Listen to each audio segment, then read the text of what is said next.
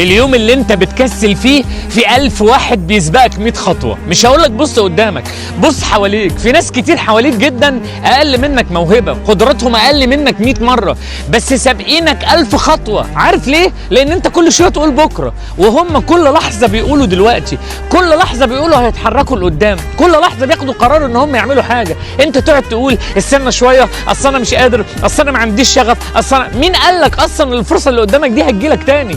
يا ابني الفرصة بتخبط على باب البني ادم مرة واحدة، والمرة دي لو انت ما انتش جاهز ليها حلني على ما تجيلك تاني. فيا ابني ما تقولش استنى، ما تقولش اصل انا هعمل بكرة، ما تقعدش تأجل تأجل تأجل تأجل لغاية ما الحياة تأجلك، الحياة تأجلك خالص وتمنع عنك كل حاجة. الفكرة في انك تطلع خطوة لقدام، والفكرة انك تقول دلوقتي، والفكرة انك تسبق بخطوة، لانك تستحق انك تسبق بخطوة. احكي لي وقول لي مشاعرك هتبقى عاملة ايه لما تلاقي اقل ناس حواليك سابقينك بخطوة وهم اقل منك، في ايديهم اللي مش في ايدك، وصلوا اللي انت كان نفسك توصل له وانت ما انتش عارف. صدقني يا ابني الفرصة بتيجي للبني ادم مرة واحدة، بتيجي للبني ادم اللي بيقول دلوقتي، واللي بيسبق ب1000 خطوة، واللي ما بيستسلمش، واللي ما بيقفش، واللي قرر انه يعمل اللي عليه. اعمل اللي عليك دلوقتي وهتسبق العالم كله.